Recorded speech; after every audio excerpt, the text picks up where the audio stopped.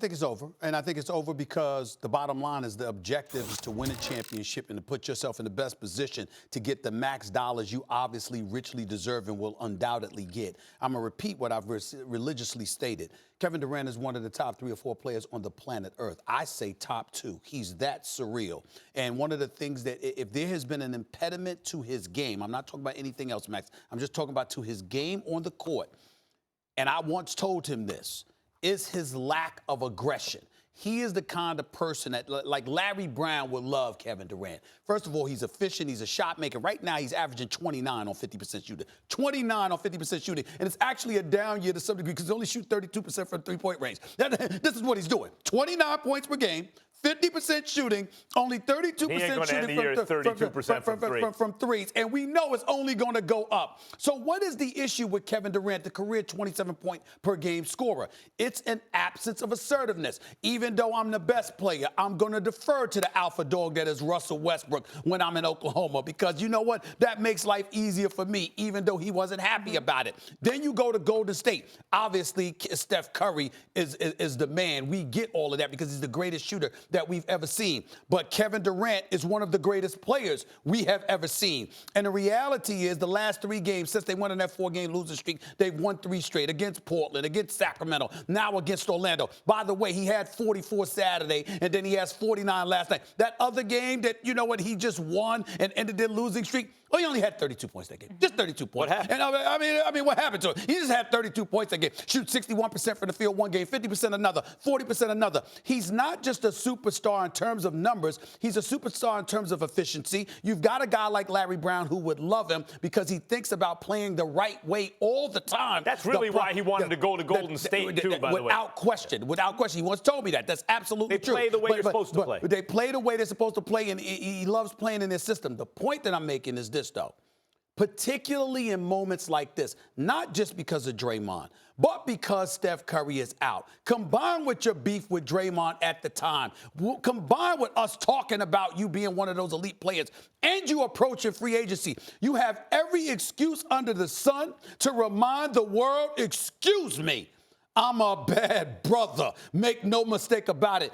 That is what he has done over the last 3 games. I believe the drama's over because the bottom line is they're about winning the championships, and he's just going to decide to leave in the offseason if that's what he chooses to do. The drama is not over. Okay. Let me start by saying, sure. KD, the way he said, I'm trying to get that money. Yeah. Obviously, he's not talking about his contract. We're talking about the contract. He's talking about points. Yeah. Right? He's trying to score. We have seen him develop. I bring this up almost every time his name comes up. From a kid to a man. You know, when these 19-year-old kids come up, I'm a grown man. Like, that means they're not a grown man. Yeah. 19 years old, you're a kid. And so we saw that. His lack of assertiveness at times, you can say it's part of his personality, but also... It was. Yeah, I get it. But it's also that he was a kid when we first got to know him. And so we didn't really get to know the real him. He is a man now. He's 30 years old. He is asserting himself like an adult. And I also like the kind of more aggressive tone that he's using. It tells you he's feeling himself and really coming into his own. The drama's not over. Remember playing musical chairs as a kid? Ever played musical chairs at a birthday party in a McDonald's basement or something like that, right? I've done that. It's fun when you're playing. It's fun watching these guys play. They may or may not be having fun right now, but at different times I'm sure they do. But is there drama? Oh, there's drama the whole time. Because there is one less seat than what you need. Someone, when the music stops, not going to have a seat. Mm-hmm. KD's a free agent. Clay's going to be a free agent. Draymond the following season. Mm-hmm. Are they going to keep everybody? I mean, do they think that KD, the priority is keeping KD? Do they think he wants to stay if Draymond is there? When the music stops, one of those 4 guys, at least, ain't going to have a seat at the game, right? One of those 4. That means there is drama for the rest of this season. Well, let me respond to that. Number one, I'm alluding to this season, meaning you have a job to finish, and that's three-peating. I specifically said this summer everything will be open. The floodgates will open because of all of those things you mentioned. I was alluding to this season. That's number one. Number two, the Golden State Warriors, accurate or not, Max, I'm reporting here, has given the players every impression. We gonna take care of all of y'all because they printing money. I'm talking about, I know cats that got season tickets for years to the Warriors games that it cost them $140,000 to sit near courtside. Now when they knew that they moved in the new stadium, I was told that the price is going up to nearly $600, more like $550, okay? From 160, 140 rather to $550.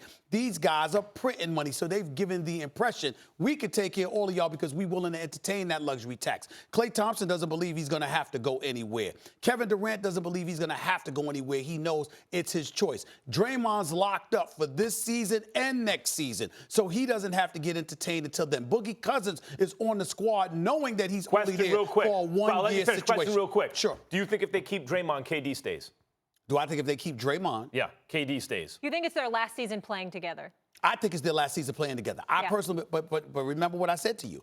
I believed that to be the case before the dust up. Okay, but what I'm saying is this.